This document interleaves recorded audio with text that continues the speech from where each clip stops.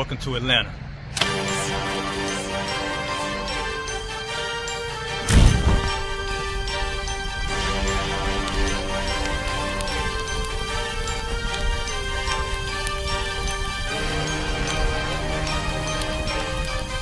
Christ is Officer 5000, Jeremiah, the camp leader of Atlanta. Passover 2025, starting April the 9th, we got the lamb slaughter. April the 10th, we got General Muhammad's flag. April the 11th, we got the black party that's gonna have the Hebrew graduation. April the 12th, in Atlanta, Georgia, the 56th annual Passover, the only Passover under Commander Junior Yahanna.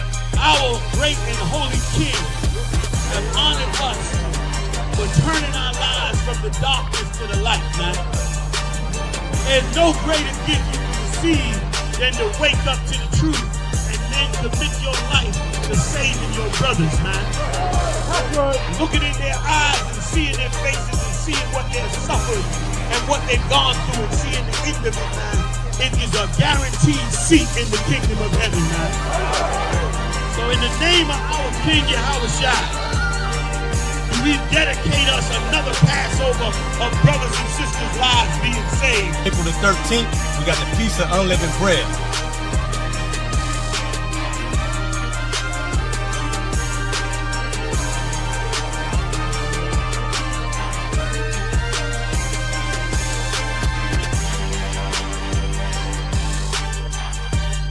Shalom.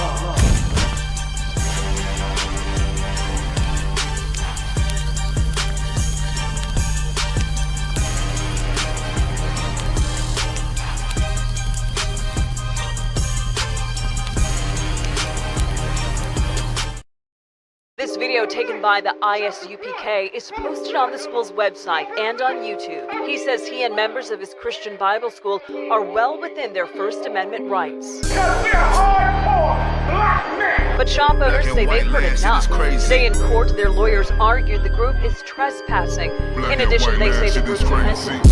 Niggas want me dead. Crackers too, but these coon ass niggas, they for the feds. My stick full of lead. In case these whole niggas try me, man, I'ma have to make that bed. No need to even flex. Cause how I walk it, how I talk it, let you know my speech direct. You heard what I said. Another move, your life passing through your mind, now you're big. And I'm fresh like a motherfucker.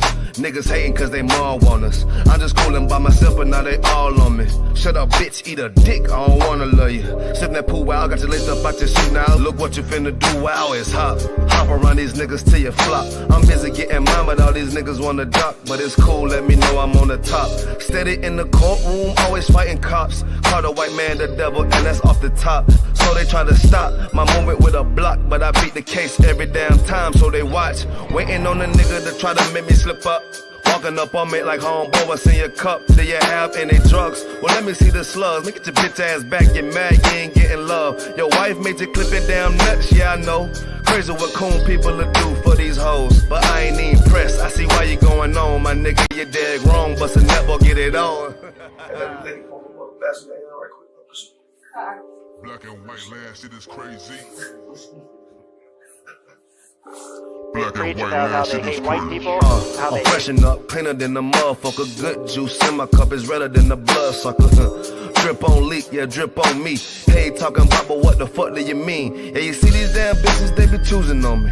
But I don't want the bitch, but that bitch drooling on me. I get to walking on the girl, she wanna moving with me. But I won't have it cause she easy like spaghetti, homie. Unleash it to the G. Who is he? That nigga from SC? Get your level straight before you approach a G. Cyan TC 0013. Sits on the stick, it got me cruising off the scene. The fuck do you mean? Yeah, nigga, yeah. They nigga be hating, but they can't penetrate us. Trying to shoot at us now later, but I'ma get you now. Potato on the bow, blang, blow. But even 30 years later, videos don't necessarily lead to convictions of officers. Advocates for reform say that needs to change.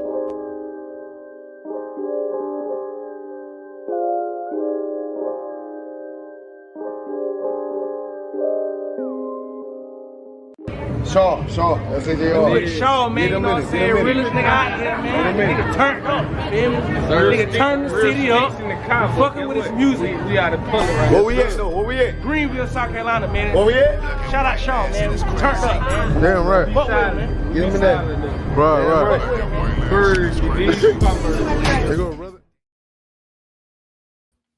It's the wild, Most High in Christ.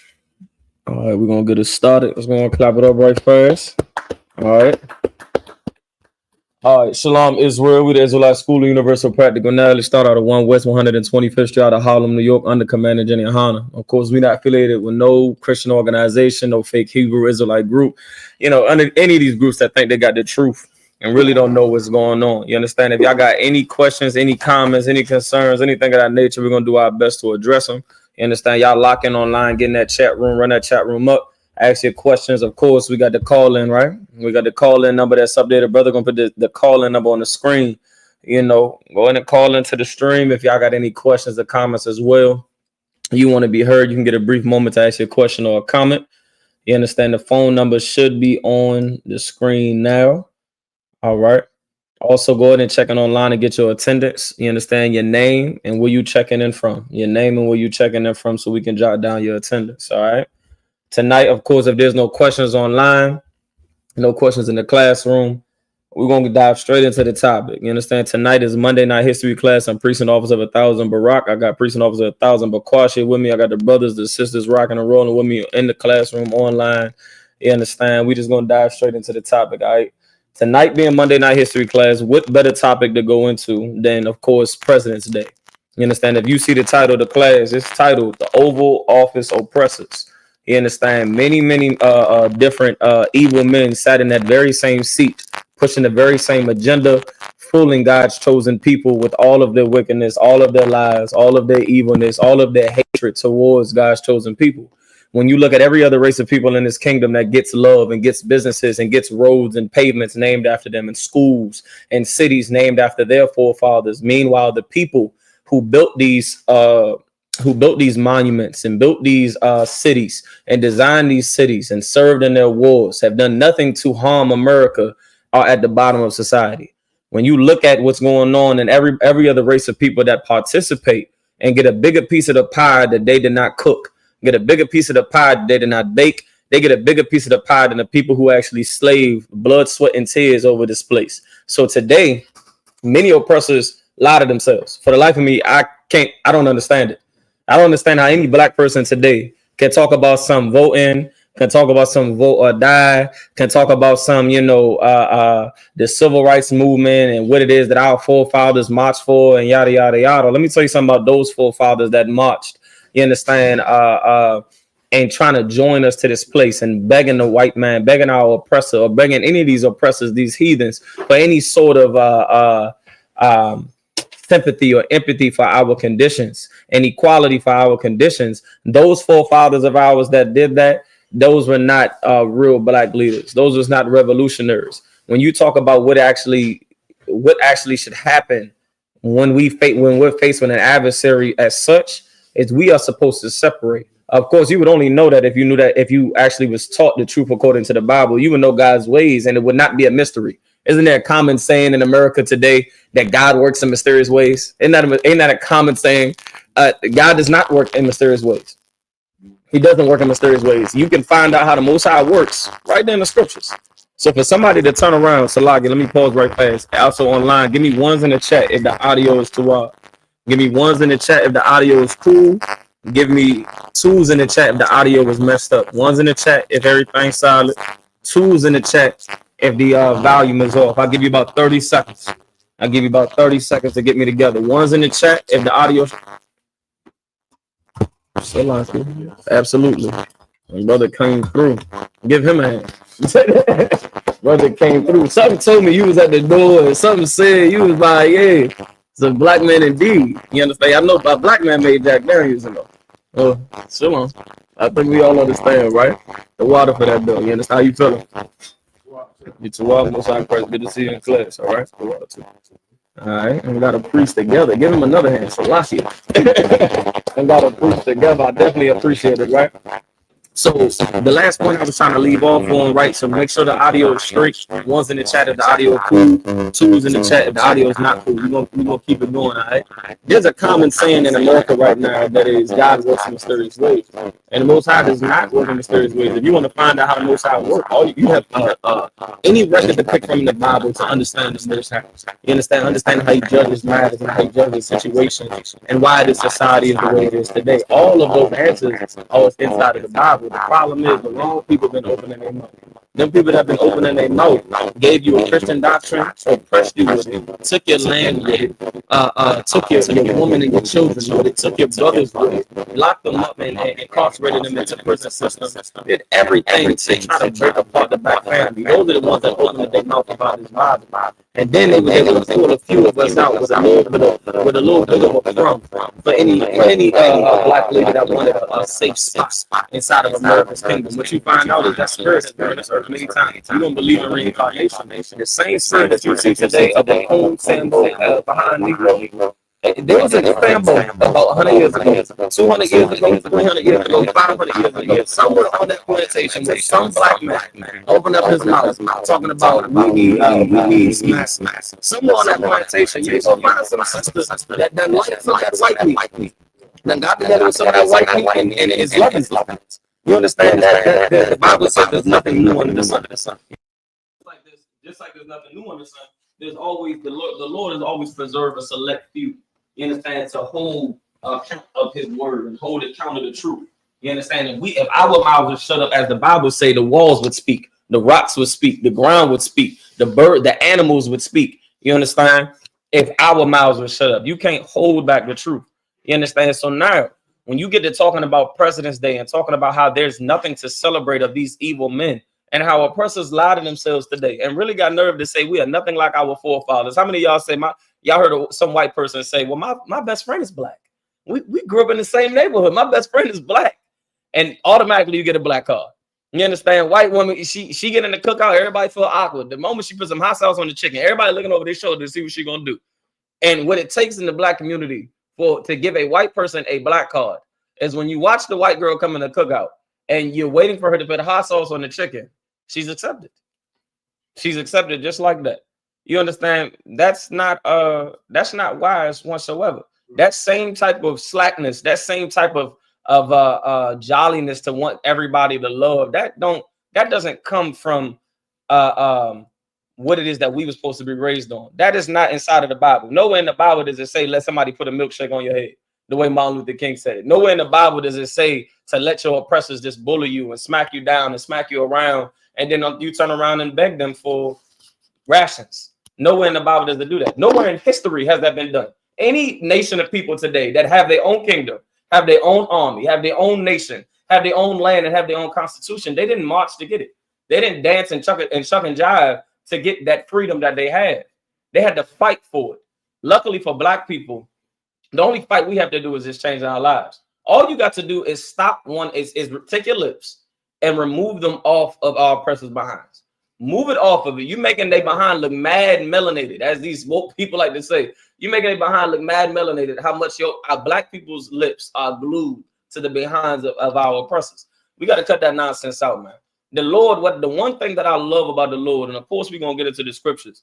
When we look at all of the disaster on this earth, I thought about this the other day, and we look at heroin, crack, cocaine, or whatever you want to call it, rocks, whatever you want to call it, marijuana, cancer sticks, smoking cigarettes, blacks, Capones, all of the injustice, all of the cases going wrong, and this person versus that person, and all the Supreme cases going wrong, and all of the mass incarceration, and all of it's everything that can continue to go on. The Lord is literally can't make it clearer that our oppressor is the devil that the Bible speaks of. Right. Like when you start to put everything together and you sitting there just wondering, like, damn, who can be just so evil? Who can just stack up such a long rap sheet like this of nothing but bloodshed? And then when you go to the scriptures and you find out that it says that this oppressor has gotten drunken off of our blood, you can correlate the two together to make the accurate decision to know that this is the truth. You understand? But oppressors today that didn't put a yoke of iron around your chains feels like they're not to blame. Oppressors today that did not actually put a noose around your neck, believe that they are innocent. Believe that they are innocent, and of course they don't know the culture of the Bible. But if you look on the back of their dollars, you look on the back of their quarters, it says in God we trust. They don't actually know the God of the Bible, because if they knew that, they would know that there's a debt to pay. They would know that there's a debt to pay. You thought that the presidents that you celebrate today and the things that they did in their administration was just going to go unheard of, and you believe that because they are dead and gone away and withered away with the wind, and nobody has to pay for that. You don't understand that even by American laws, a debt just doesn't go away. If you pass away right now, your debt goes to your children. Nobody just lets the debt just go away. And then if so, and you know how inconsiderate it is to say, well, the people who enslaved you, they're dead now. So forget that slavery goes on today. Forget the systematic racism. Forget everything that's been done in the 50s, the 60s, the 70s, and the 80s, which is very recent. Black people got to get out of their mind that the 60s was not that long ago. I don't know where that comes from. It was not that long ago. But just forget all of that. And now you mean to tell me that, nobody has to pay for it? That is extremely inconsiderate to teach. Extremely inconsiderate to teach. Meanwhile, the Jewish man gets to remember the Holocaust every year. But they tell you to tie up your bootstraps, pick yourself up by your bootstraps. Slavery was in the past. Slavery, I don't know about everybody else in here, but I've heard that a few times from white people and black people say that slavery is in the past. Right. Meanwhile, every year you must remember 9/11. 5,000 people that lost their lives, tragically, lost their lives. They get to remember them every year. Meanwhile, the millions of blacks, Hispanics, and Native American Indians, we're just supposed to forget that it ever happened. Yeah, that can't happen. We're not going to forget about the Trail of Tears by your president, Andrew Jackson. We're not going to forget about the 300 plus slaves that George Washington had, that Abraham Lincoln had. We're not going to forget how Abraham Lincoln did not really want to free the slaves. Your president of the United States, he didn't really want to free the slaves. He just wanted to preserve the Union. But of course, we're not taught these things. Thomas Jefferson, we're not taught that he was a full-blown child molester. We're not taught that. He abused a 14-year-old. You understand? He abused a 14-year-old slave that he had on his plantation. But we're not taught about these things. But yet America want to sit up here and talk about some in God we trust, and we nothing like our forefathers, and racism doesn't exist today. How you know racism exists today is because there's a federal holiday that you get paid for. You get to go home for. Your children are out of school for. It is recognized. These men that sat in that Oval Office and committed these heinous crimes with the stroke of a pen, sanctioned murders, sanctioned oppression, sanctioned low food programs, sanctioned racist housing programs, sanctioned all of these things that would go against the black community and try to break us. You understand that the 3/5 compromise. Thomas Jefferson want to write that all men are created equal. Do y'all know when he wrote that he had 600 slaves? While he wrote all men are created equal, and we were taught that in school. Right. But if we were taught context, then we would know we would easily be able to pick apart the Bible like it's nothing. If we was just simply taught context, because if you could simply say that all men are created equal without context, you know what you believe, right? That all men are created equal. You know, you understand that all men are created equal. That's what you'll believe. But if you know that he owned 600 slaves, then what would you know? You would know that context is talking about his people. It's not considering you to be a man. It's not considering you to be a human being. You understand? Keep in mind that these things is inside the United States Constitution. But yet want to turn up here and say that racism does not exist today. To say that the upper hand is not against black people today. To say that we, just everything's equal. You can be a doctor now, brother. You can be a doctor now. So you should shut your mouth. You should stop talking about slavery because it's in the past, man. Move on with your life. What did Sneak say at the March on Washington? He said, I'm black. Forget about it. Yeah, whatever he is. Until proven, forget about it, Sneak. Whatever you can forget about it. We ain't moving that quick. Forget about it. You understand? But that's not what we're doing, right? We're not just about to sit here and just forget about all the things that these presidents did. And we know that it's in your blood because you still are you have the audacity to celebrate a President's Day with men that have destroyed black people, with men that have taken the homes of black people, with men that have offered programs to kick the black man out of the house. and you want to celebrate them today as if there's something to celebrate. We should recognize the fact that America has this holiday still in place. Black people should know that America is not for you. You cannot trust in no president. How long we been oppressed, brother? Let's just say America's history in America. How long we been enslaved in America?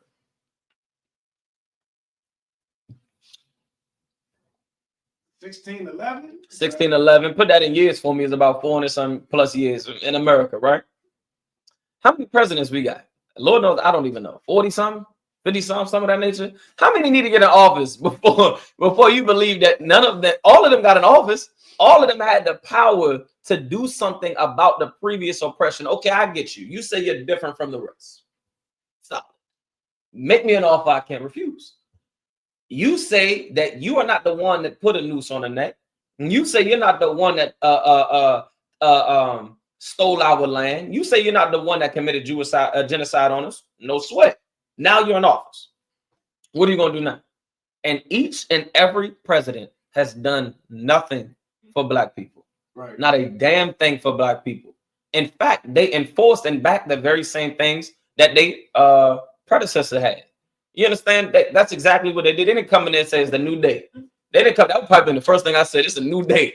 You understand? They didn't go in there and do that. Barack Obama. Everybody got up there and made songs, poems. We finally got one in office. My president is back. Everybody got up there. Hype as I don't know what. Obama said in his first speech. He didn't even let it settle in. Oh, young Barack Obama, that African, that Hamite. He said, I am not the president of Black America. He said, I'm the president of the United States. What does that mean? Negro, you are still at the bottom. That's what that means. Right. But yet we are taught to just really miss comprehension and basic comprehension to understand what's going on around us. Give me the scripture in the book of Isaiah to where it says, prepare slaughter for his children. Y'all don't want to agree with the I.S.U.P.K, right? Everybody says that they love God, right? I think it's Isaiah 14 and 21. I think it's Isaiah 14 and 21, right? Everybody says that, well, man, you shouldn't have to pay for what somebody else did. That doesn't make any sense. I didn't do nothing. Why I got to pay for what somebody else did? Well, haven't black people had to pay for what our forefathers did? Haven't black people in 2025, weren't we not called crack babies? Did we not get that title because our parents was crackheads? Did we not get called dumpster babies? Did we not get called all different types of names and we didn't do nothing? Do black people not face racism? Babies and children that are born 7, 8 years old have to go into schools and go into recreational centers and go into stadiums and businesses and whatever the case may be and walk the streets of America and not be racially profiled? Did they ask for that? They didn't do anything to deserve that. We've had to pay for the conditions that we are in. So surely you have to pay. And to clear up white America so that you can understand why you have to pay. I shouldn't give you the answer, but so be it.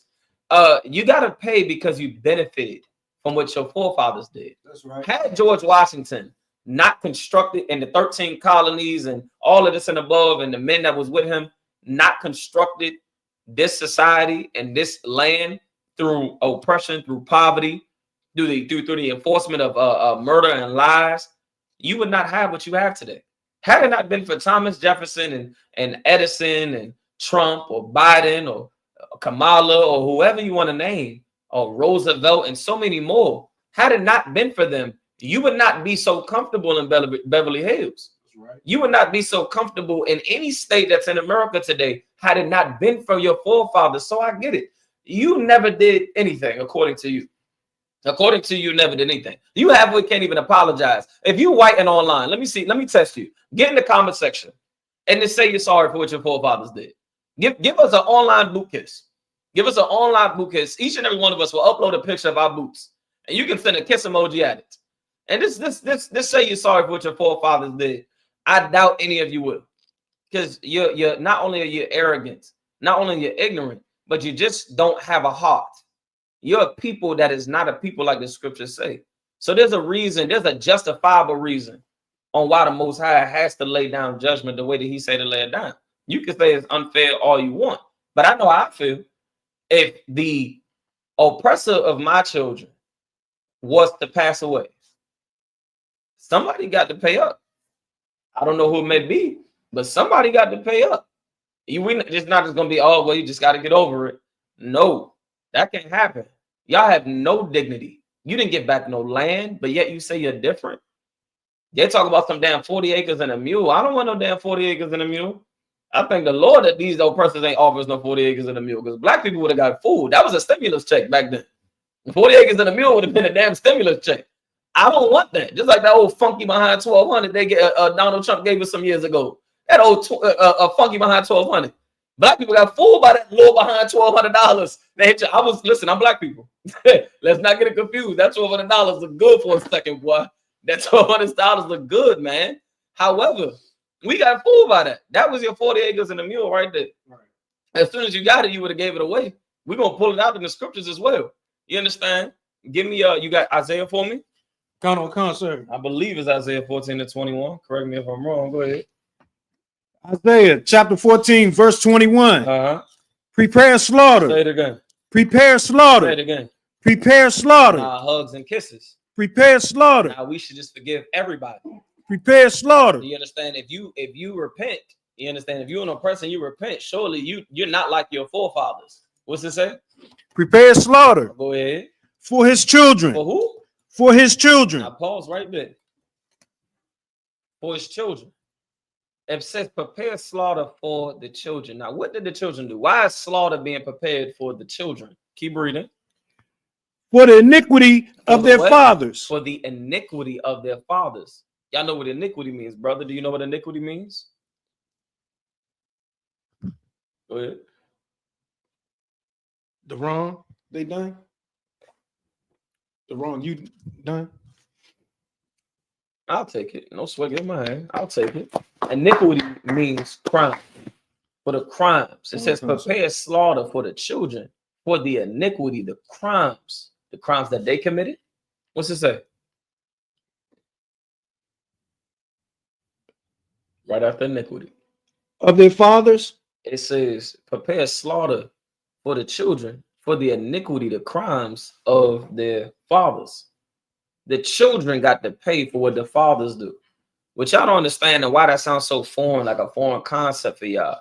Y'all don't understand that our God is so much better than your old fake behind God that you try to make up. Right. He got real morals. You know how beautiful it is to live a life that you can't just move left and right how you want to because somebody else can suffer for what you do?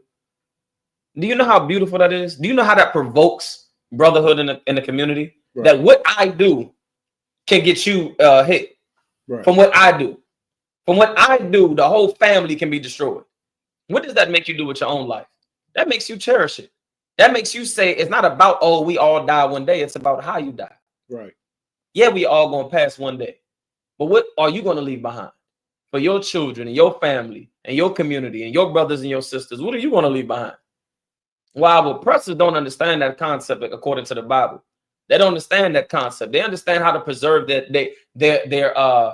kingdom in the matter of wickedness. But they don't understand what's going on here, which is why many oppressors walk around today saying, I too can be saved. Neither Jew nor Greek, brother. Neither Jew nor Greek. You understand? For whosoever believeth on Christ. And they get full of the Holy Spirit, believing that the scriptures is talking about them. Right. Right? They feel like they are almighty and Christian and they can't do no wrong. With Donald Trump is a Christian. Right. George Washington would have said he's a Christian. FDR would have said he's a Christian. Thomas Jefferson would have said he's a Christian. All of these politicians claim to be Christian and religious and all the stuff and above. David Duke, my goodness, claim to be Christian. All these people claim to be Christian, but you believe that there's a spot in heaven for you. Let me help you understand something up in here. If there's a heaven that existed where a white man can get in it, I'll stay out. I'm straight. I'll stay right down here in the trenches with the brothers and sisters down here. Because ain't no heaven can be a heaven of black people and Hispanics and Native American Indians if an oppressor gets to roam free. That's right. There ain't no heaven for that. Because there's a cage in the kingdom of heaven that is built nice and sturdy for these oppressors. Right. Because if you let them unloose, they'll terrorize the earth. Go ask the dodo bird. That dodo bird is gone. Go ask the ozone layer that's cracked in 1,000 places. Go ask them. Go ask all of the species that's eliminated on this earth. You understand that you can't leave this oppressor just roaming the earth around. That was a curse that the Lord put out there that said you're going to be a vagabond on this earth. And Esau made being a vagabond look like it was something of cool. They make it look like it was something cool. So now you see them go patrolling the earth, taking pictures with tigers and full-blown apes dead. Like, who thinks of that? But that's, of course, what these oppressors do. That's the nature of this oppressor. The Most High got to put this oppressor in a full-blown cage. Right. In a full-blown cage. Because when they're out, this is what they do. This is what they do. You understand? So when we talking about, take me back to the scripture, right? Isaiah chapter 14, verse 21. Go ahead. Prepare slaughter for his children, for the iniquity of their fathers. It says prepare slaughter for his children, man. According to the Bible, man, whether y'all like it or not, the Most High will send back Christ and 200 million angels and to deliver judgment. That's right. And your forefathers gonna get it too. Your forefathers gonna get it too, but so will you. You sit here and believe that you're nothing like the presidents of the United States. You sit here and believe that you are against racism and that you're all about unity and one race, the human race. You're lying to yourself. All of you know it. You're lying to yourselves. Every single one of these presidents that stepped foot in that Oval Office stepped in there with the agenda of supremacy, stepped in there with the agenda of maintaining the system that was made before them. You cannot say that they were against it if they kept the very same system that was before them. Right. Which president got rid of systematic racism? Anybody? Anybody? What institutions? What colleges? What jobs? You still experience it to this day. It'll blow your mind. It'll blow your mind when you start to see, when you hear some oppressor, you understand, in the same uniform as you, say something racist, and you'll sit there and be like, oh my God, because you can't believe in 2025 that this is this much embedded into them. Right. But yet they believe they're nothing like the these oppressors. No, they're just like them. There's nothing different that's from them. You understand? Is there any more left on that scripture? Concert. Go ahead.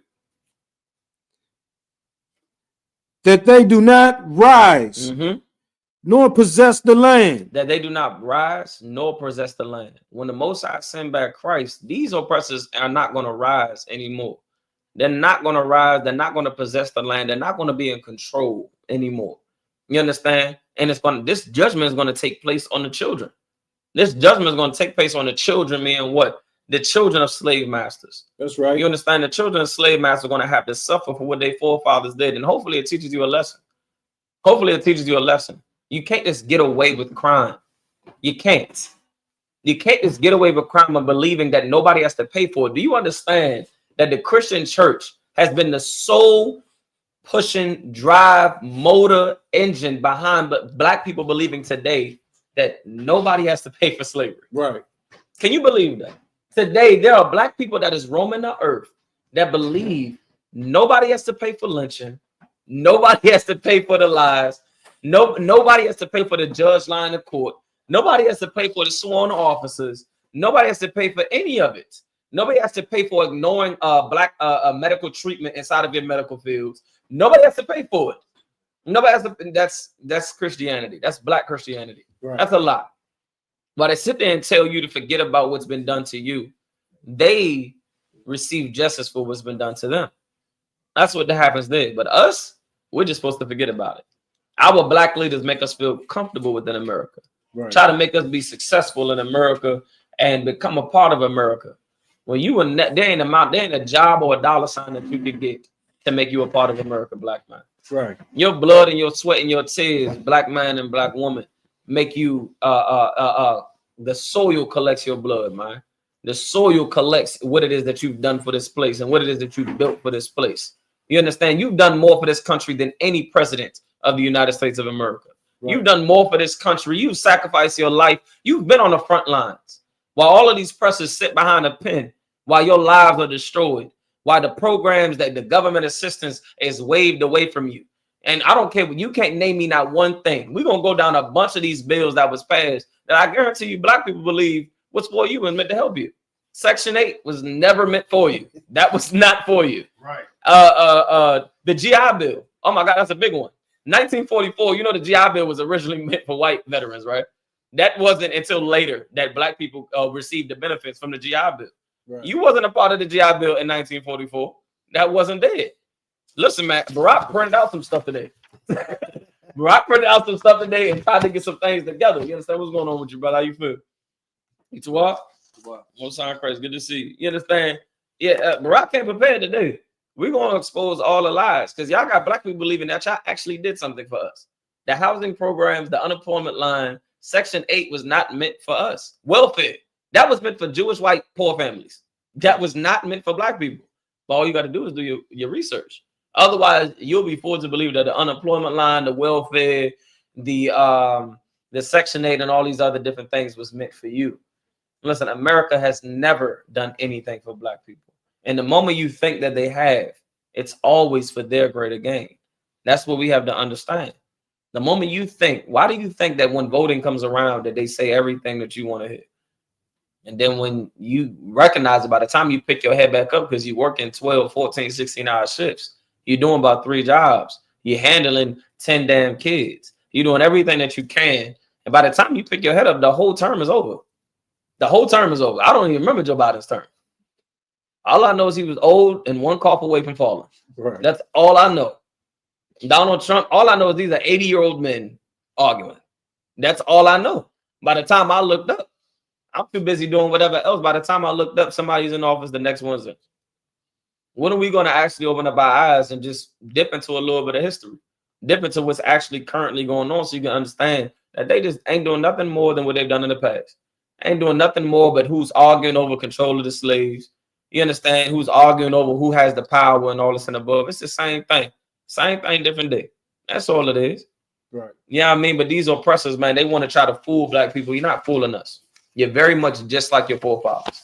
You're very much just like the ones who oppressed us, just like the ones who lock us up, just like the ones who back Planned Parenthood and back everything else that keep the black people below you, that keep us below your society, to keep us as nothing more than entertainment on the TV. Somebody that can do nothing more than dribble a basketball and score a bucket. That's why they said on LeBron James' garage, a multi-billionaire, somebody who's bought your city rings and this and this and that. They said, what they said, they wrote nigger on his garage. They wrote nigger on his garage. When LeBron James, somebody you would think has stature, he's a billionaire. He's a billionaire. What the news reporter who makes what 30,000 a year, 40,000, who knows? She said, LeBron, you should shut up and get back to dribbling the basketball. She said that on live air to LeBron James. You don't recognize that you have no seat of respect inside of this place. Right. No seat of respect inside of this place. Joe Biden, it was black people that got up there and was pushing for Joe Biden, wasn't it? Joe Biden was up there and they said, if you don't vote for me, you ain't black. P. Diddy, who's in jail, said, vote or die. He said, vote or die. Joe Biden got up there on his first week and passed a Stop Asian Hate Crime bill. Right. Who's been receiving most of the hatred inside of this kingdom, if it ain't for black people? Who's been hated more than us? Yet the Asians got a Stop Asian Hate Crime bill. I don't see the Asians being hated. You got all of DC painted in Mandarin. Right. Nobody understands what's on the building. None of us. None of us understand what's in the building, what's covered on the building, but you own it in the middle of Chocolate City, in the middle of what used to be Chocolate City. Each one of these presidents got into this seat and pushed the same things that the one before them pushed. None of them seek to change anything. None of them seek to have advisors that would make them change anything. They supported the very same culture and environment that was built way before them. That's why black people constantly, every 4 years, remain on the bottom.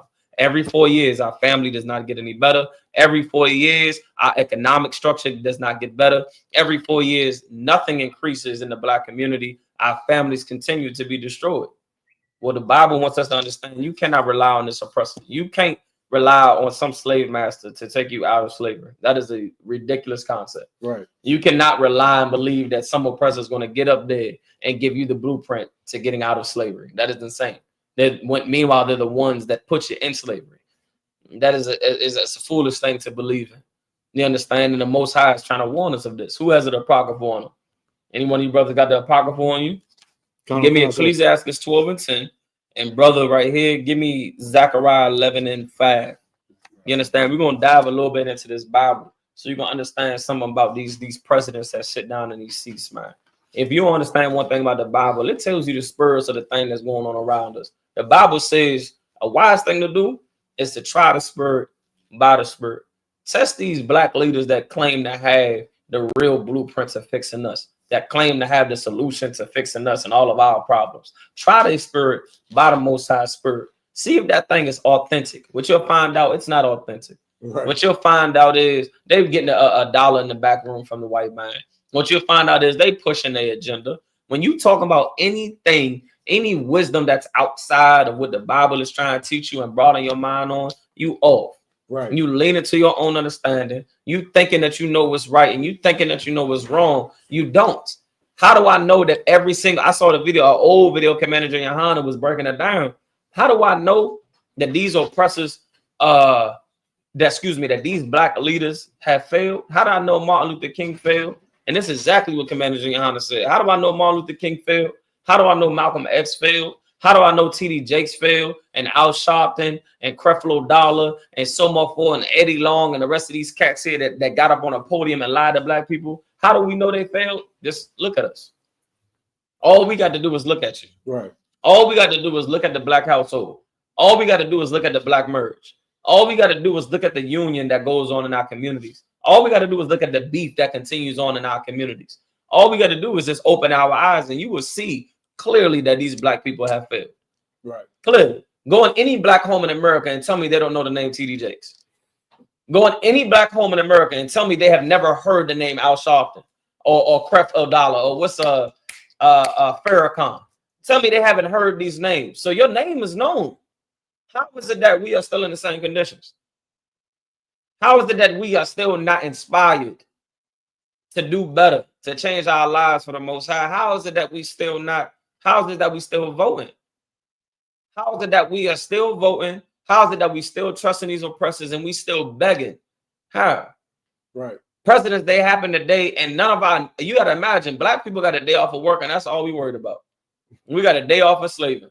We got a day off of, we not worried about nothing else. We can't even focus on the simple fact of realizing this celebration is honoring slave masters. Your Mount Rushmore proves to you that there are slave masters that exist today. Right. If I honor a slave master, if I sit here and give respect to a slave master, if I salute the flag at this slave master, and I salute the flag on President's Day, and we all go outside and stand in front of a flag and pledge allegiance to the United States and sing the national anthem, does that not make you just like them? Right. Does that not make you just like them? We got to step away from this society, man. The Most High said it. It's in the Bible. It's in the book of Revelations, chapter 18. That's right. It's in there where the Most High says, come out of her, my people. You got to remove yourself from this and stop pledging allegiance to this place. This place don't deserve your allegiance. They're disloyal to you when you giving them loyalty. They're disloyal to you. You would have thought black cops would have stopped winning rogue on them. But no, we still keep our composure. Meanwhile, your white cops still taking our lives. Still brutalizing us, still racially profiling us, still stopping frisk. You think that stopped? That's still going on. Right. That is absolutely still going on. And you would have thought that black officers would have probably done flip the switch, but no, they still maintain their composure. Right. They still maintain their decency. You understand? Black soldiers that go inside of the military. You would have thought that we would have flipped the switch up in there. And no, we are not promoting that you flip the switch up in there. You understand? The only switch that you're supposed to flip is to get the hell up out of there. That's it. To get up out of there. You understand? They up in that military, man, taking your knees from you. Listen, man, baby boy, baby girl want to throw a football with you, want to play a little basketball with you. Go, stop jumping out of helicopters. I don't know what the hell you're doing jumping out of helicopters. That is not for you. That is not for you. Up and diving in 500 foot water. None of that's for you. You're sitting there drowning yourself. You know you don't want to be there. You know damn well you don't be sitting there on no damn shoreline, drowning yourself in the middle of some damn ocean, trying to do what? Serve America? Lies. You're trying to make it out the hood. You're not fooling nobody. Right. You're not fooling nobody.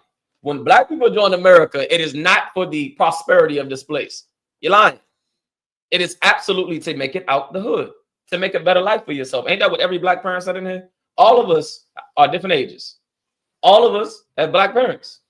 How many of us heard you either gonna get a job, you're going to go to school, or you're going to go in the military? There was the three things that all of us heard here. All of us. Forget about chasing your dreams. Today, you can teach your children about chasing dreams. Go back about 20, 30 years. Wasn't no chasing no damn dreams. Right. It wasn't no chasing no dreams. That was not happening. Those were the 3 options you had. How you gonna get the hell out? That was the 4th option. It wasn't nothing else though. It wasn't something that you get to come up in here and get the whole blueprint on how to take over the entire world. And you ain't got to do much. Like I say, that's why the scriptures say that the Most High's word, man, it ain't grievous. Right. It ain't grievous whatsoever. You get to come up in here and find out that you can have supremacy just by obeying the Most High. That's right. You ain't got to do nothing, but just obey him. That's it. It's as simple as 1, 2, 3. You come up here, you said your old self, you said your old man, you said who you used to be, who America wanted you to be, and you become what God wants you to be. That's your only mission on this earth. That's your own. And matter of fact, somebody remind me that we gonna, when the end of the class come around, we gonna end it with that scripture. It's in the book of Ecclesiastes, where it says the conclusion of the matter. That's the one I need. It's in the book of Ecclesiastes. All right. Who's holding Zechariah for me? Give me Zechariah 11:5, and you got Ecclesiasticus, right? Kind of a concert. All right, hold on. You gonna take? I got 2 scriptures from Ecclesiasticus that I'm gonna have you do, and I need Zechariah chapter 11 verse 5 for me. All right, nice and loud. Zechariah chapter 11 verse 5. Whose possessors slay them? Whose possessors slay them? The Most High, man, is saying, man, listen. We got possessors on this earth who are slaying us left and right. Who's doing everything in their power to take the lives of our people, doing everything in their power.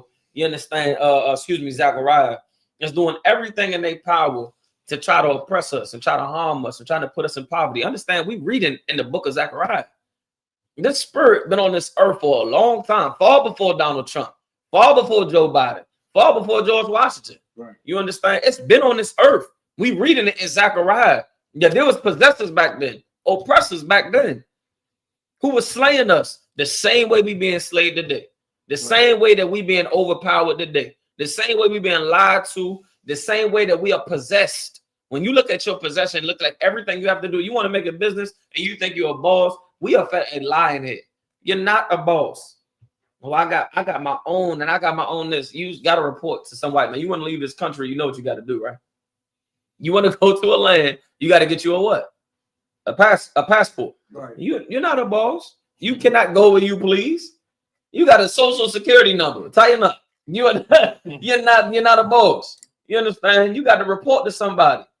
That's what happens, man. Don't let none of that fool you for you to believe that you are not a slave in today's time frame. You absolutely are. Right. You can't do and go as you please. Try it. Try it if you want to. And let one of them oppressors see you. Shalom, you understand? Try it. Let's see what happens, man. You understand? So keep reading. It says, whose possessors slay them. Go ahead. And hold themselves not guilty. And hold themselves not guilty. Does that not sound familiar today? What people exist today and don't hold themselves guilty for what they did? How do you know America today does not hold themselves guilty whatsoever? Because today there's a President's Day. Those were all possessors. Did they not own slaves? I got the statistics right here. I told you I printed out some. George Washington owned 317 slaves. Not 316, 317 slaves. Thomas Jefferson, he owned 600 plus slaves. James Madison, he owned 100 plus slaves. All of these are presidents, everybody. Right. These are people that you elected to be in office. You understand? James Madison owned 100 plus slaves.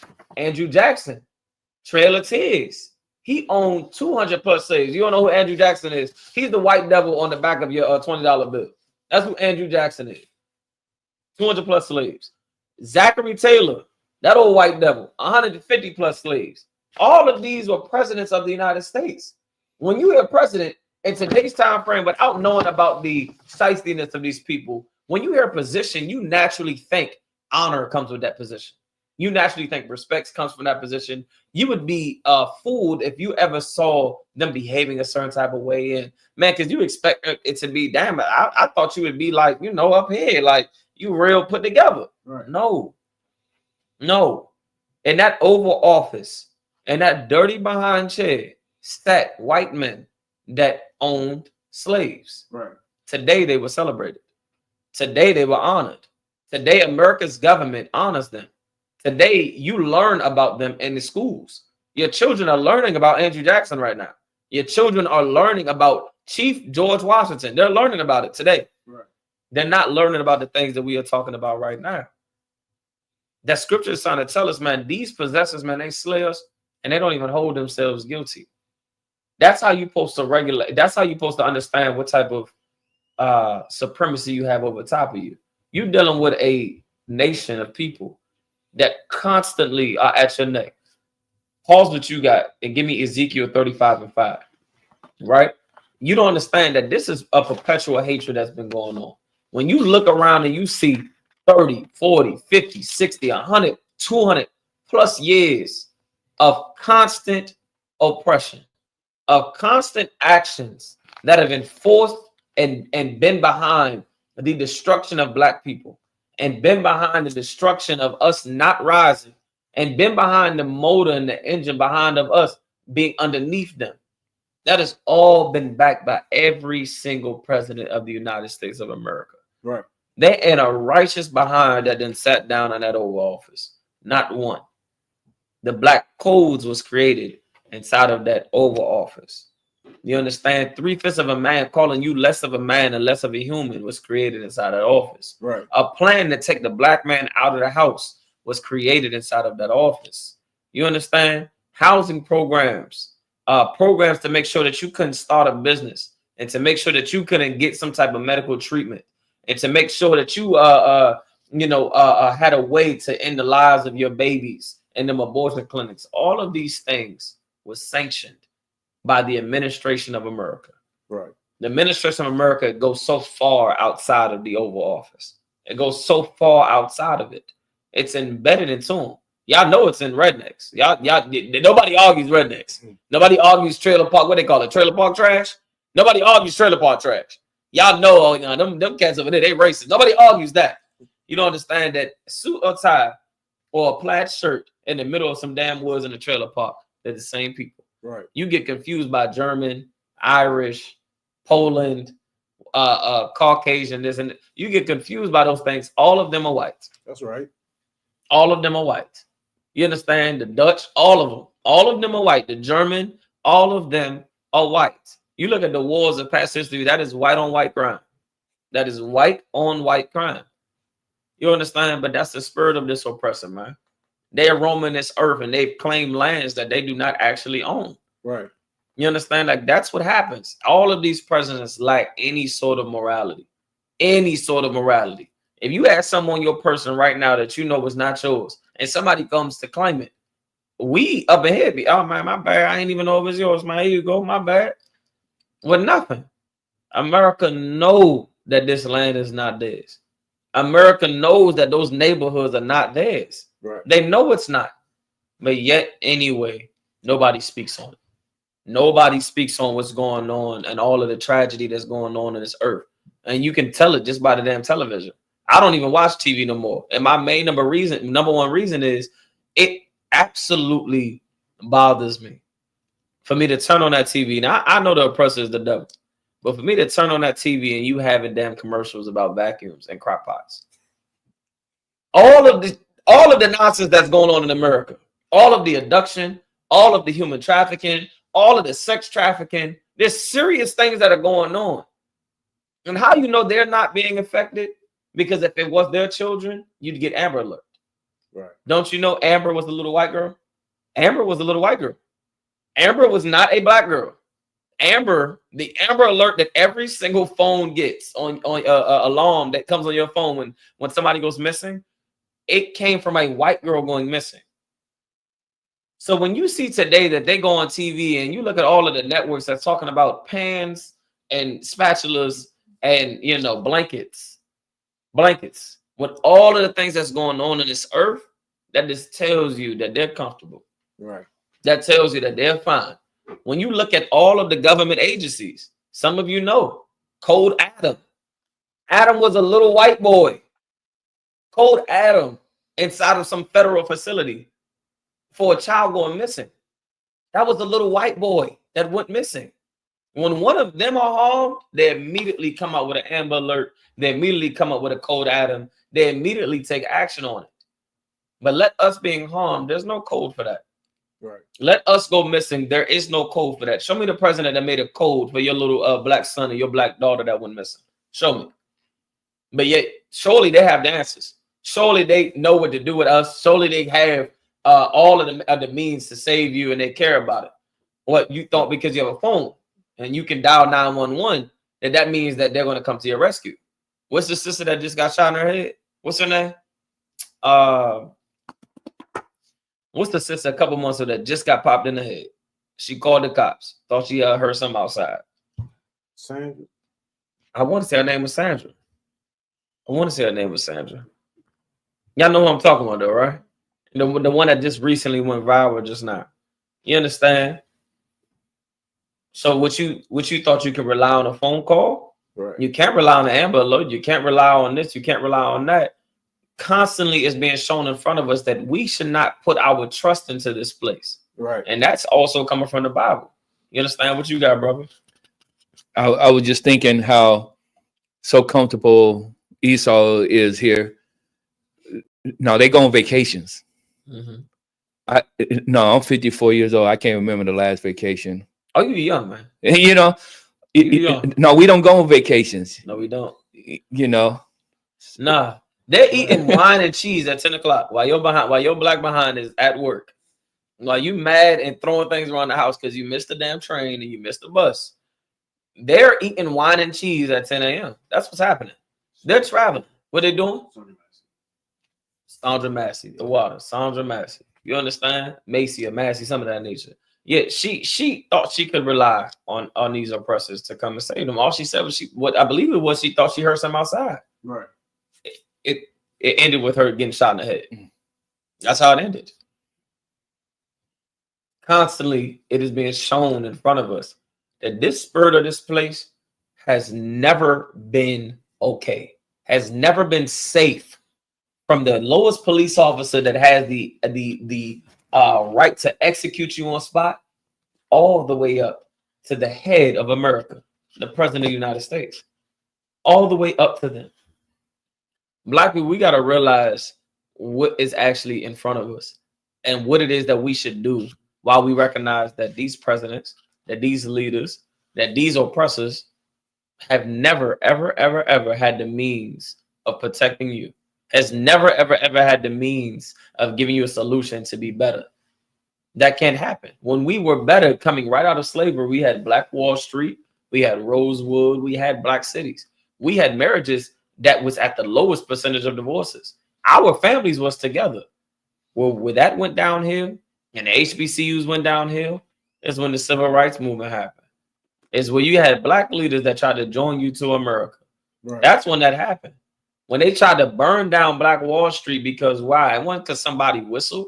When you look at the economic of community that black people had inside of these cities, we were thriving. Being the lowest population in this country, we were thriving more than the entire country. And that's something that's scary. America saw exactly what Pharaoh saw.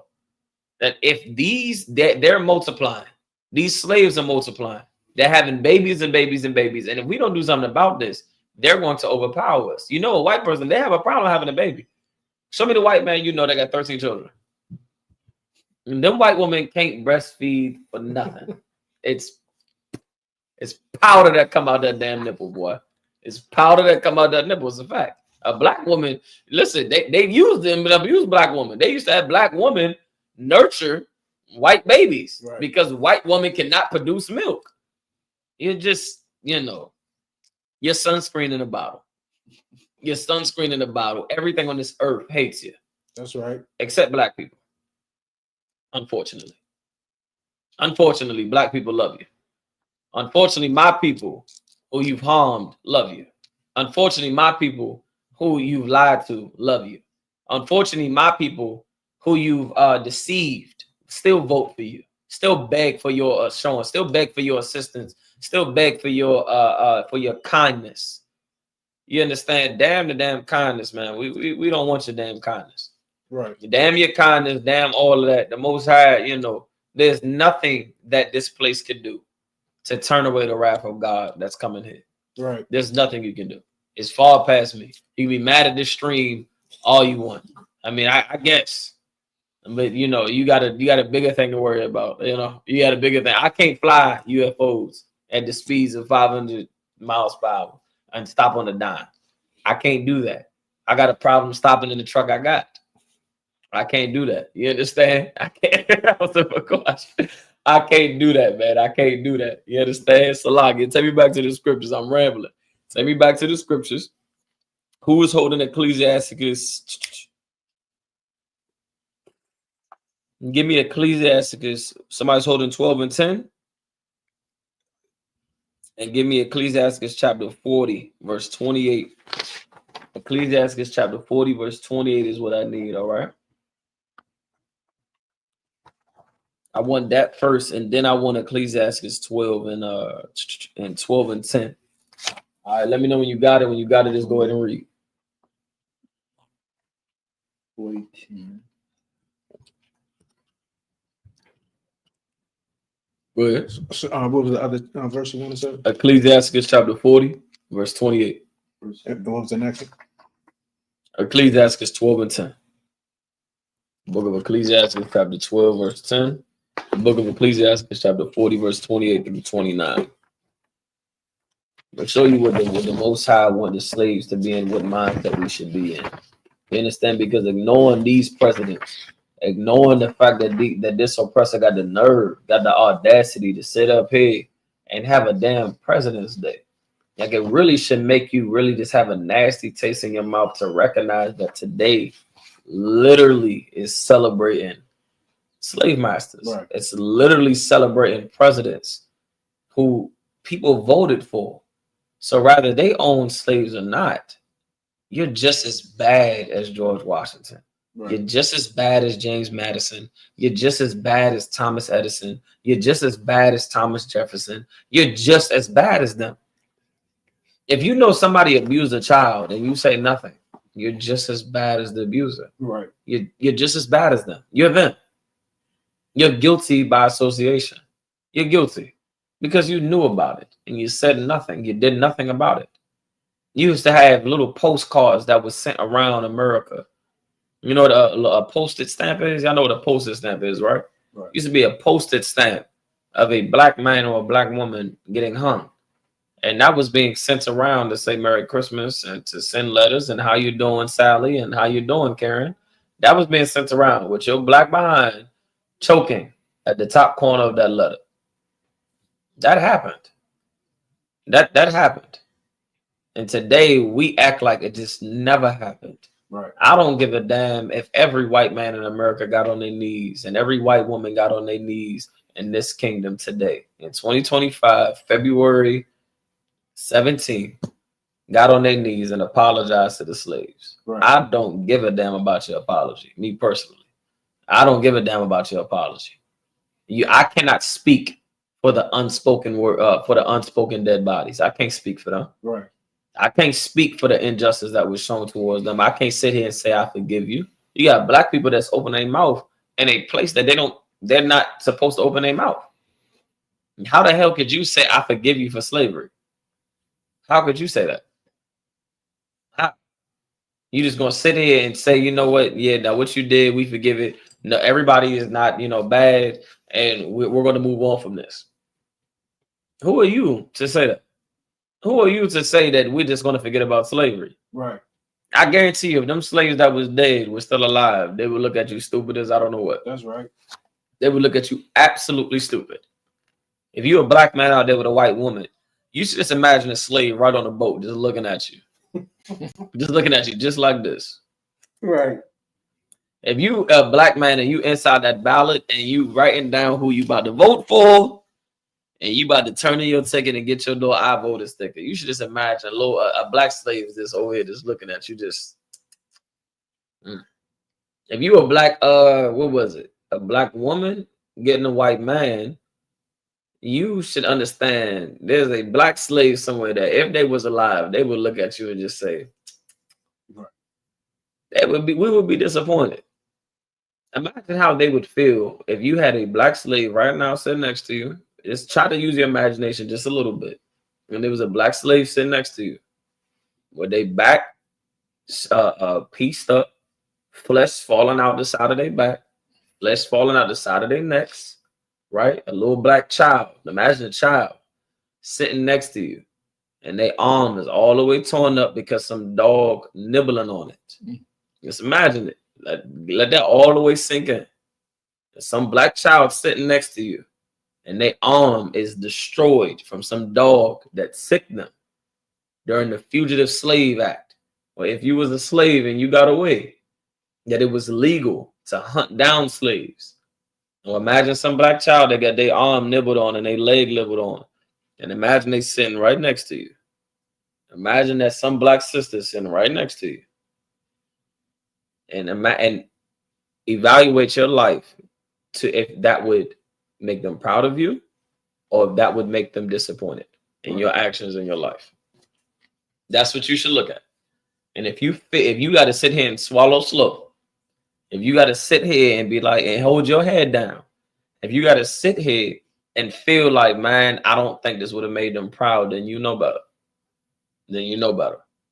You know that that is not something that you should have done, or that is not a way that we should think. And you would know. You understand? That's the spur that we are supposed to be in. The way of how vivid it was. This is just one class. This is just one time that you hearing it here today. Imagine you was growing up hearing this. Imagine your youth, and imagine when you was young and all you heard was this. It wouldn't put goosebumps in your skin. Right. It wouldn't make you be like, oh, that's horrifying. I can't think of that. It would motivate you, it would inspire you. Right. You would start to gain strength from what was done to your forefathers and what was done to your people before you. That's why that goosebumps by the puts on your skin and oh my God, I can't hear that. And all that and above that it does to you. That is you waking up. That should prove to you how long you just ain't heard it. But meanwhile, that's something that we should hear. You should hear about what has happened to us, and there was no justice that was taken from it. You should hear about that. You not hearing about it was a part of the duty of this place. Every president that sat in that seat made sure to push a way of thinking for black people that you can never think about getting underfoot of this oppressor. You can never think about actually accusing them and holding them accountable for their actions towards the slaves. That was the agenda of each and every one of these presidents that sat in that Oval Office, as they sit there with the pen to change your life, with the pen to just give a little bit of relief to black people. They refuse to do it. Right. They refuse to do it. And I don't want it. Like it, if I may. I don't want it. Commander Yahanna is doing a fine job. That's right. I don't want it. Commander Yahanna is doing a fine job with the brothers and sisters. As far as I see, I'm getting more than enough aid from what it is that the truth is doing to these people that's coming up in the school. I'm fine. I don't want your assistance. There's a government program that could have sat y'all down here today. You understand? There's a government program that could have bought the sisters inside of this school today. There isn't a government program that could have done that. I'll take the program that Commander Yahanna has offered any day of the week. Any day of the week. I'll take that program. You understand? Let's get back to these scriptures, right? So who was holding Ecclesiastes 40 and 28? I need that one. 40 and 28? 40 and 20. 40 and 28.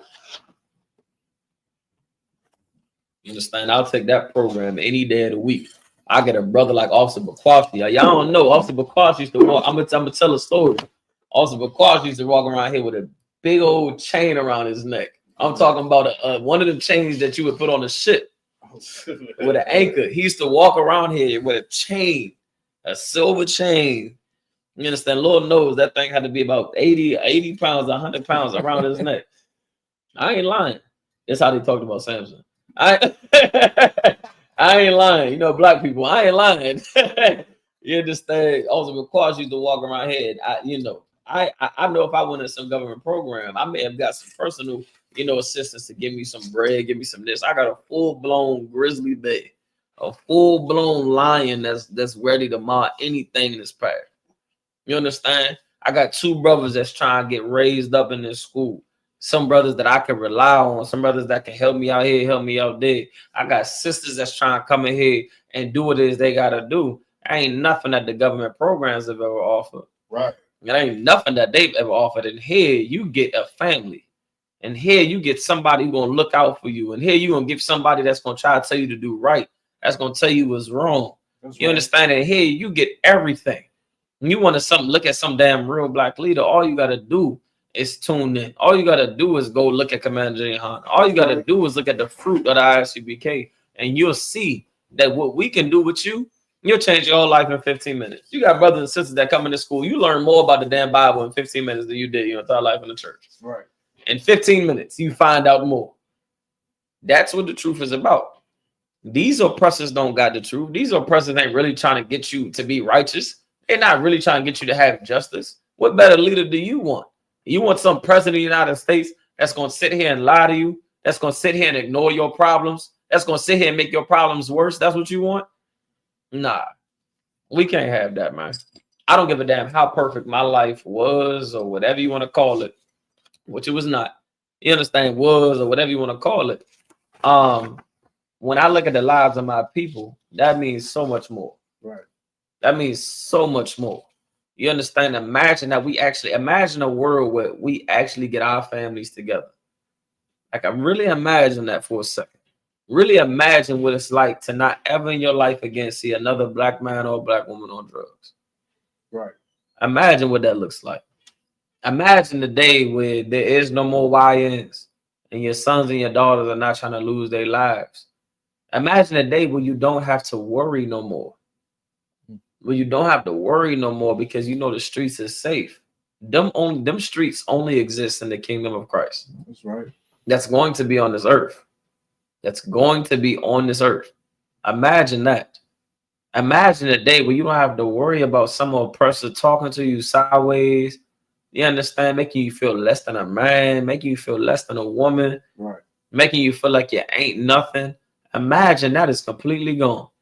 You love Christianity now. Christ's gonna come back and destroy every single percentage of Christianity. That's right. Every sector, Catholic, Baptist, Evangelist, Episcopal, whatever you want to call it, all them things is going in the garbage.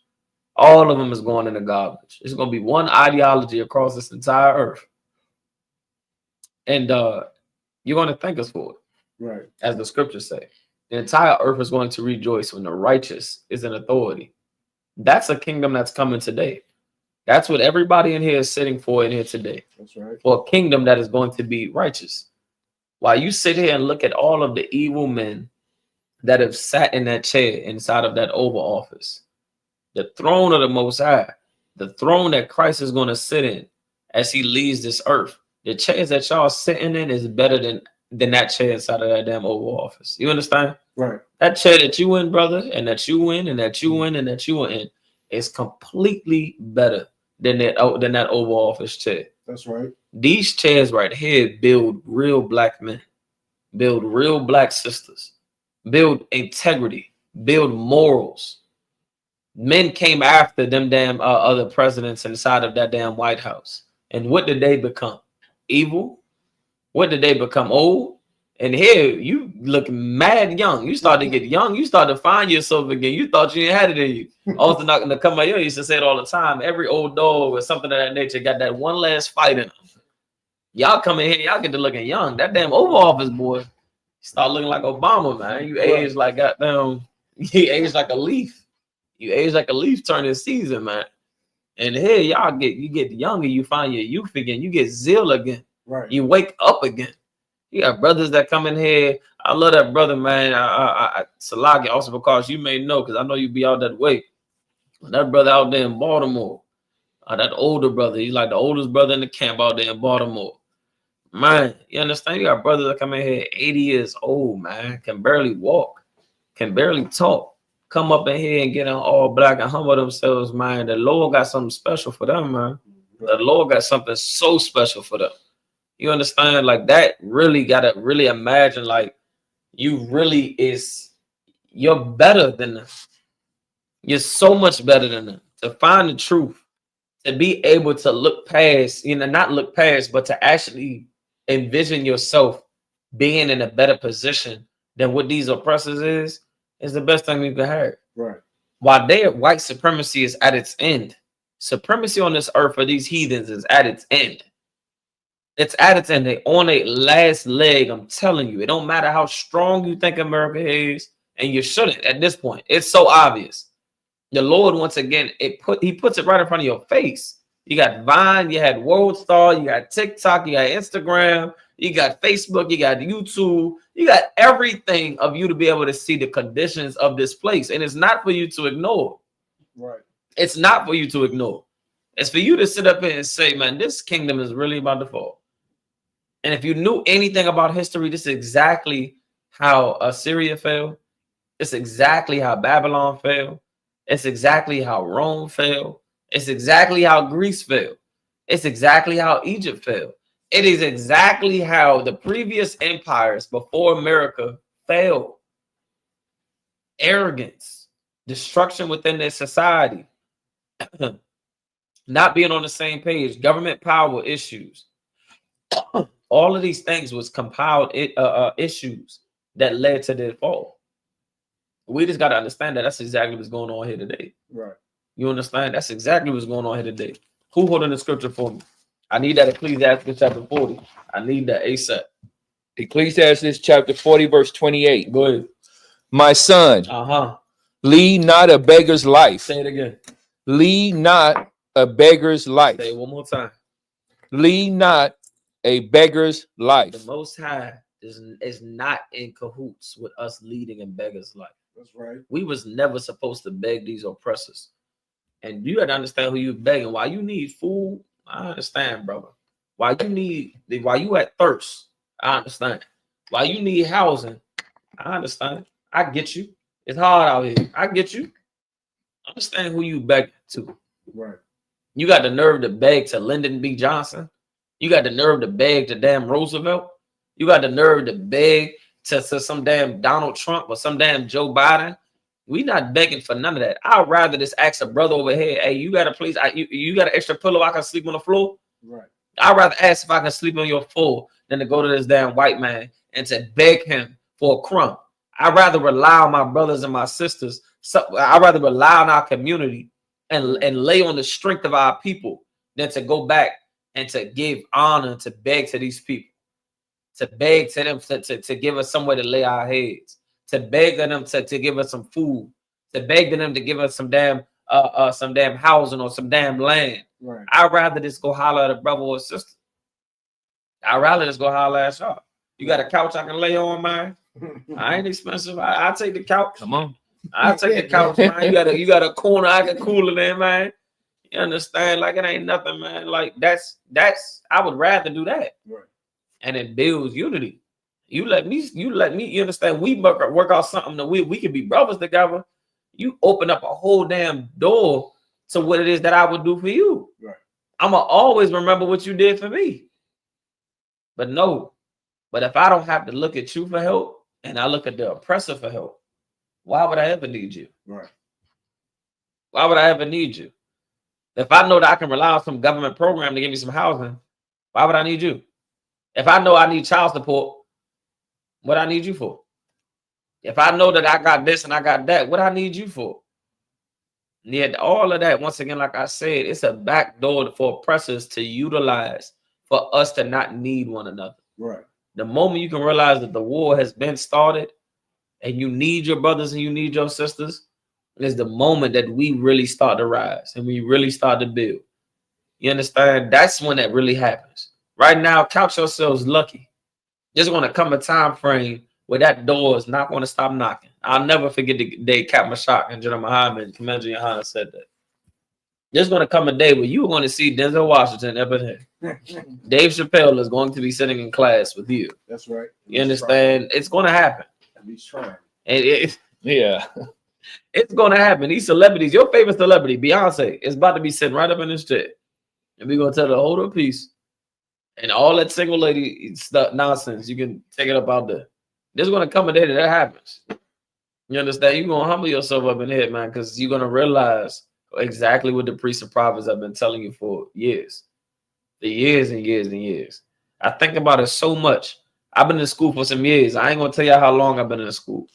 I've been here for a little decent time. And when I think about the men that's been in here for a minute, Commander Yahanna been in here as long as he's been in here. You know, Muhammad, and we still, you know what I'm saying, waiting on Christ to come back. Like first of all, Salah, you gotta give them a hand. You gotta give them a hand because you don't know what it's like to stand by something for 40, 50 plus years. And it still ain't happening. Right. You don't know what that's like. You know how much strong faith you got to have to stand something for 50 plus years and it still ain't happening? It should inspire you. Yeah. It should have you know. Listen, I'm going to be honest with y'all. I'm going to be honest and I'm going to get back to the scripture. I find myself daily praying that the brothers that are of age that held down the fort far before I came in here, that they get to see the kingdom of heaven. Right. Reincarnation of all of that exists, but confession is good for the soul. I actually do pray. I can manage Yahanna, General Muhammad, you understand, General Mayak, that's right, General Haas, General Shawamar, General Katham. Is it General Katham next? General Katham, General Q. You understand? Salah, if anybody I'm missing, I really do pray that them brothers get to see the kingdom of heaven in this life. Right. In this life. You understand? The next life is what we living for, but in this life. You understand? I really do pray for them to see it. Not even them, my damnness myself, but for them to see it because of the work that they put in. Because, man, listen, you can't imagine waiting 50 years for Christ to come back. 50. And have to continue to show up and go to camp and sacrifice your time and do all these different things. You couldn't even imagine it, man.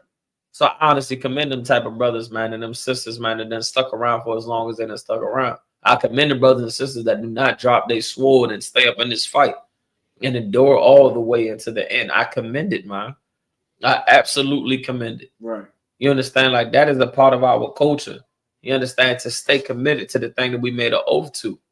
You understand that? That's what it's about. That's what it's all about, truly. When y'all come into class, never, ever, ever look at it as a time frame where you just coming to something to listen to and, you know, to see how it can benefit you. This thing is so much more. When you step up in here, you stepping in a whole different realm. Right. You stepping in a whole different realm. You stepping in God's realm. The same way you can step it up in that damn Oval Office. You can step up in Hollywood and you recognize you about to step up in a whole different realm. Right. Then you don't know what realm you're stepping in until they ask you to bend over. Then you know what realm you in. Then you know what realm you in. You know it gets nasty in there. You understand? Up in there, it just gets righteous. I ain't no nasty going on up in there. You understand? We have no interest. It's a lot. You understand? Like, that's what's going on, man. You understand? So count yourselves lucky. I just want to say that right fast about the generals, right? So what was the last scripture that we left off in? That was Ecclesiastes chapter 40. Give me that one more time from the top, all right? My son, lead not a beggar's life, for better it is to die. Say it again. For better it is to die. Say it one more time. For better it is to die. The Most High, listen, it is being said right here, lead not a beggar's life. For better is it to die. It is better to die than to beg. Right. It is better than to stand for something and for these oppressors to disapprove of what you stand for than to beg them. Go ahead. Than to beg. Than to beg. It is better for you to die than it is to beg. Don't you ever find yourselves, when we look at our oppressor and ourselves having to beg right now, and to beg for some housing and to beg for this and beg for that, paychecks and this and this and that nature, man. Most I say, man, it's better for you. It's better for us that we die, that we stand on something. That we stand on something. When you come up in here and you actually get men that is willing to die for you, that happens. That's in here. If you don't believe me, man, let anything happen to a brother or sister up in here, you don't even want to know. Right. You don't want to know. I'm telling you. You understand. I pray you understand. You do not want to know if something happens to you. Christ said it first. As hardcore as that is, Christ said it first. Let me see if y'all brothers been studying. Also, because I know you know. You don't get the answer. You don't get the answer. I want to get the brothers to say, sister, of course, if you may know. Christ said it first. Christ was the first one to say it, man. That if you, I'm damn near giving it to you. If you touch any one of these, I'm damn near giving it to y'all. Okay. Oh, damn, both of y'all know? Salaki. All right, hold on. Do y'all both know? All right, I'm about to have y'all be in unison for a second. I'm about to have y'all both say it. Go ahead. It said it's like touching his eye of his eyeball. No. Go ahead. It's better for Go ahead. It's better for a millstone to be hung around your neck. No, but that's a good precept. No. Go before that. Actually, I think it's before he said that. That same scripture, but go up some. And that's how we feel for every single brother and sister in it. If you pray, when we said we pray, you understand? Christ had that spirit first. And right after he said it way more hardcore than we can say it. You understand? Anybody? All the because you know? Right, all the because into the mix. If you brothers, y'all got it? Y'all want to try one more time? Any of these little ones?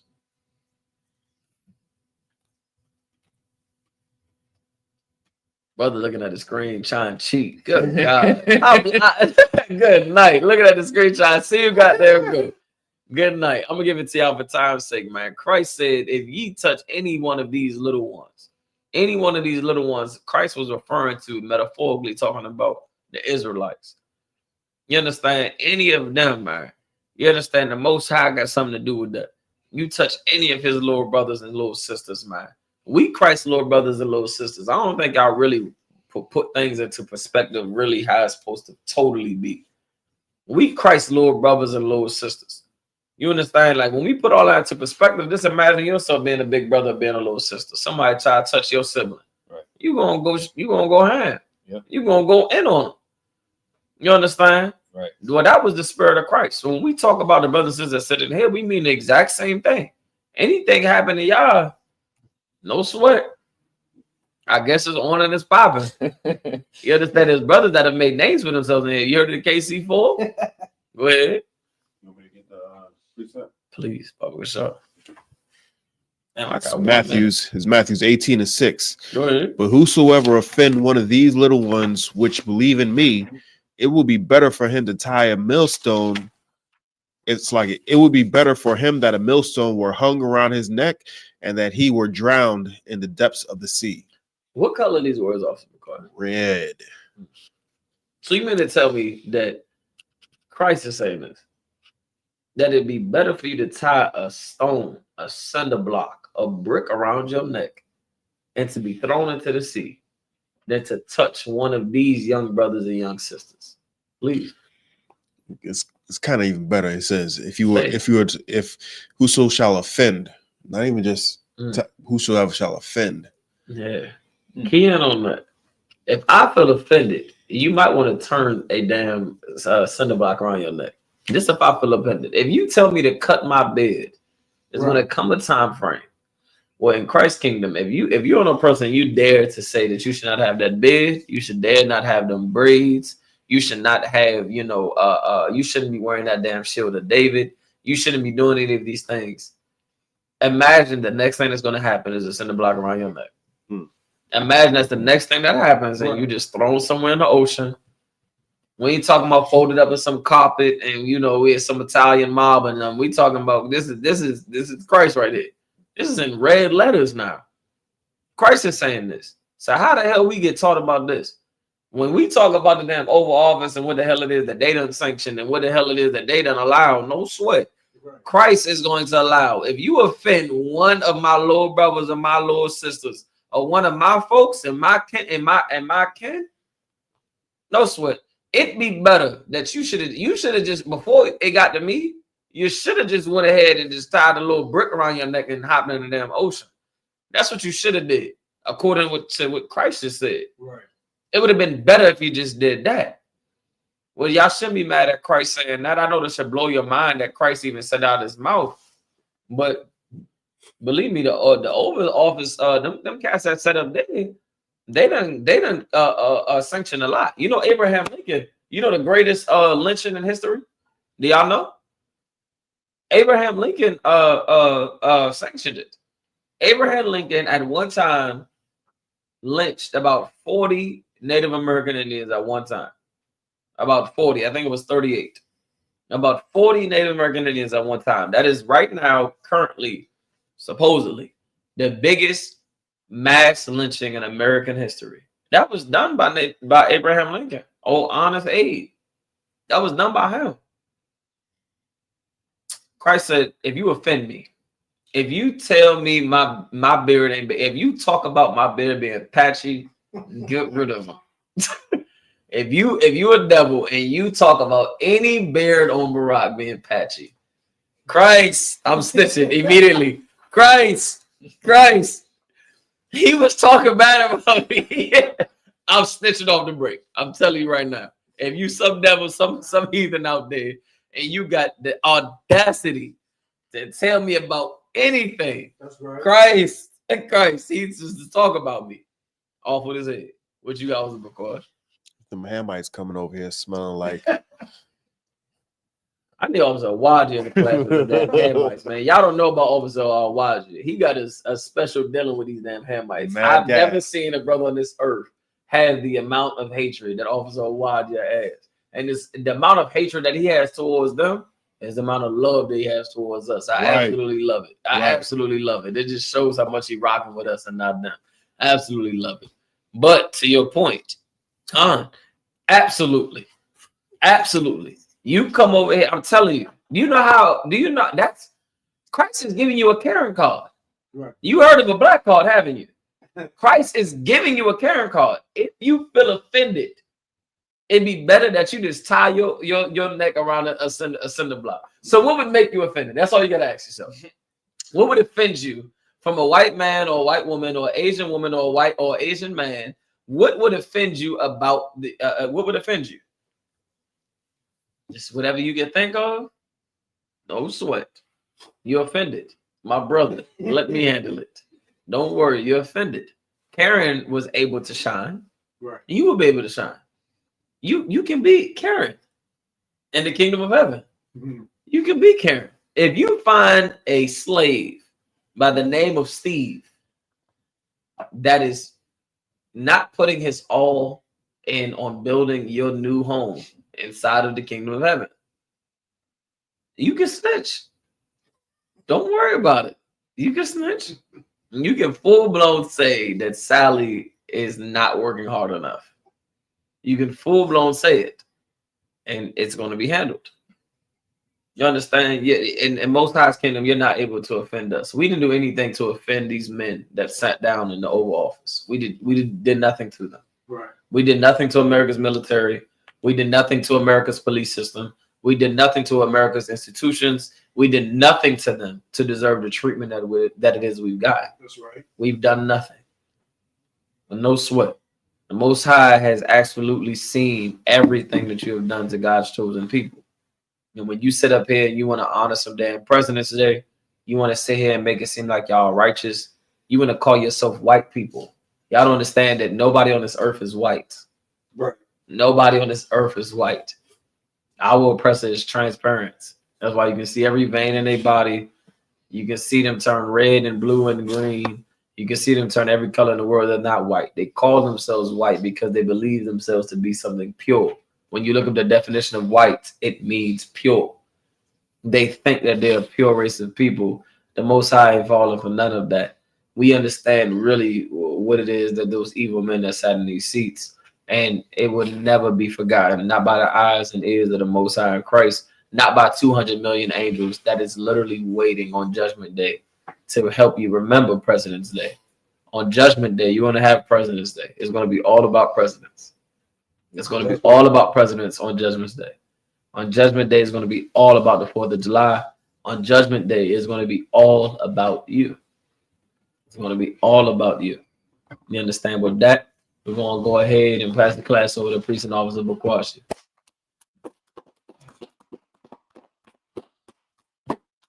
Security announcements. We are the I.S.U.P.K out of 125th Street, Harlem, New York, under Commander General Yahanna.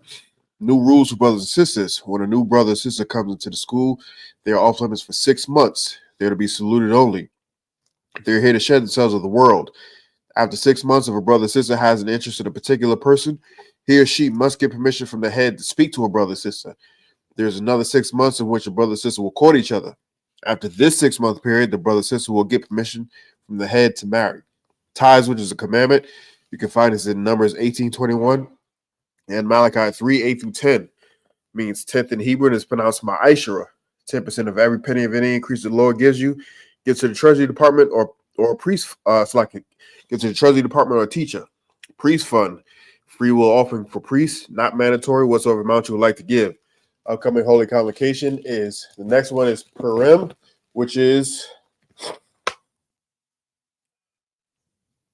the 14th and the 15th day of the 12th month.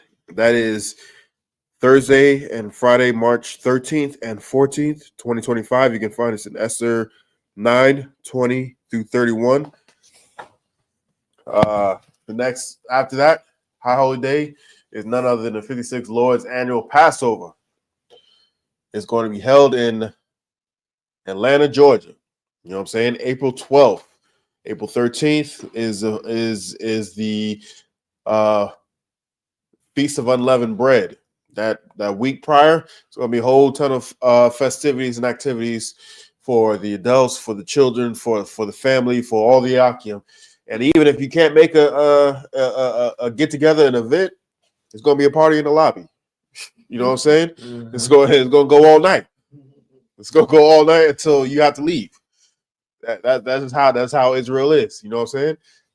If y'all don't know, you know, Israel likes to party. Whether whether it's the Judites, whether it's the Benjamites, and we all know how the Issacharites like to party. Mm-hmm. So you put all that together, ain't nobody gonna get shot. Mm-hmm. You know what I'm saying? Ain't no fights gonna break out. You know what I'm saying? Ain't gonna be no backbiting. It's gonna be all love. You know what I'm saying? It's gonna be a good time. It's gonna be a good time. Passover fee is $200. Get your Passover fee in sooner than later. Make your arrangements sooner than later, because we all know Israel. We like to wait till the last minute. And the last minute comes up real fast, and then you scrambling. We scrambling everywhere, you know, trying to get the funds together. We think we got a whole lot of time when we don't. When we don't, just like we don't have a whole lot of time when Christ's gonna come back. You know what I'm saying? So we got to get in order sooner than later. You know what I'm saying? You got anything? Most High in Christ. All right. Remind Akim and Akwathian to check on social media such as ISUPK.com, Facebook, Twitter, YouTube, and so on for ISUPK events and materials. If a brother wants to be a troop in the school, you saw wearing all black, which includes black boots, black shirts, black pants, black headbands, and scarf. With that, I say Amijin, which means to stand. We want to give one courtesy salute to the teacher. Men of Israel, Amijin Shabbat. Imagine. Barak. Yahweh Shem Yahshua Barakatah. Yahweh Shem Yahshua Barakatah. Yahdimatah. Sar, which means to turn. Sister, you may stand. Yep, just like that. We'll give one courtesy salute to the sister. Men of Israel, Amijin Shabbat. Imagine. Barak. Yahweh Shamar Athah B'Shem Yahshua. Yahweh Shamar Alathun B'Shem Yahweh Shai. Most High in Christ. Yahdimatah, class dismissed.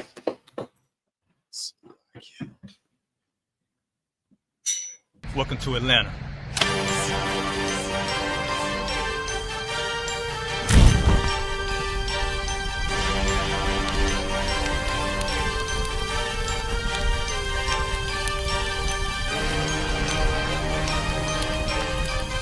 Christ is Officer 5000, Jeremiah, the camp leader of Atlanta.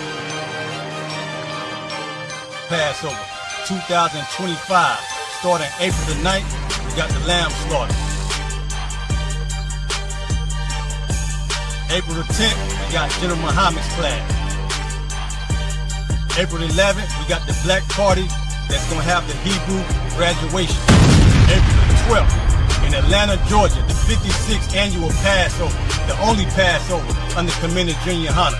Our great and holy King have honored us for turning our lives from the darkness to the light, man. There's no greater gift you can receive than to wake up to the truth and and commit your life to saving your brothers, man. Looking in their eyes and seeing their faces and seeing what they've suffered and what they've gone through and seeing the end of it, man. It is a guaranteed seat in the kingdom of heaven, man. So in the name of our King Yahanna, we dedicate us another Passover of brothers and sisters' lives being saved. April the 13th, we got the Feast of Unleavened Bread.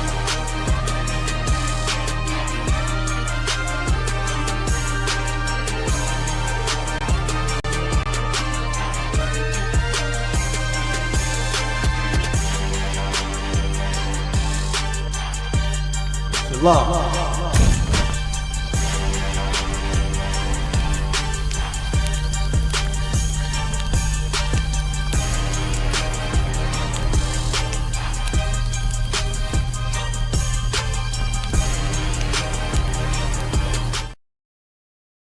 Hey, listen, brothers and sisters, man. If you like what you hear, hit the subscribe button, man. Subscribe to this channel. And also, please, go to ISUPK.com and pay your tithe. Drop me some cash so we can move around this planet like we need to, man, and do the things we need to do. They're one West. They're one West. They're one West.